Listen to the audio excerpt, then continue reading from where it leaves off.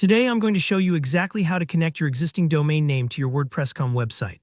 By the end of this quick tutorial, you'll know how to point a domain you've already purchased, maybe through GoDaddy, Namecheap, or another registrar, straight to your WordPress.com site so you can present your site as your name, or your business, and look even more professional to your visitors. Let's jump right in. You'll want to start by adding your domain to WordPress.com. First things first, log into your WordPress.com dashboard with your credentials. If you haven't been here for a while, take a second to find your bearings. WordPress.com updates its look every now and then, so you might notice some subtle changes. Once you're in, you'll see your site's dashboard. From here, we need to make our way to the right spot in your settings. Look on the left sidebar for upgrades. If you're using the newer interface, it'll say upgrades, but if you've switched over to the WP admin view, which a lot of people prefer for managing bigger sites, you're looking for hosting. In either case, click on that and then head over to domains. Think of this area as your control room for anything domain related on WordPress.com. Now, once you're in the domains section, you'll see an add a domain button. Go ahead and click that. This is where you tell WordPress.com, hey, I already have my domain, I just want to link it up, I don't need to buy a new one, so choose use a domain I own. This step is crucial. Don't select the option for registering a new domain unless you want to spend money buying another one. By telling WordPress you already own a domain, you're making sure you bring your web address from outside WordPress.com, seamlessly connecting the two. At this point, it's time to enter your actual domain. Just type in your full domain name. Double-check your spelling here. A little typo can cause lots of frustration later, and we want things to go smoothly.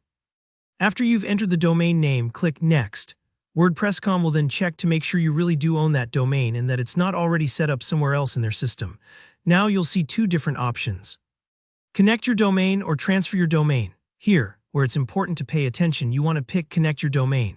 This lets you keep your domain registered wherever you bought it, like Namecheap or GoDaddy, while simply making your WordPress.com site live at that address. Don't choose Transfer unless you want to actually move domain registration over to WordPress.com, which can take extra time and isn't necessary for most people. By connecting, you get the best of both worlds. Your domain stays where it is, but all your site's traffic goes right to your WordPress.com site. After you make this selection, WordPress.com will walk you through the final steps you need, often updating your DNS settings so the domain knows to point to your WordPress.com site. This sometimes involves copying and pasting a few bits of information over at your domain registrar. Don't worry if this part sounds a bit technical, just take your time, and WordPress.com's on-screen instructions will guide you through exactly what to do. And that's it. With your domain mapped correctly, you're setting yourself up for better branding, easier sharing, and a more memorable experience for your visitors.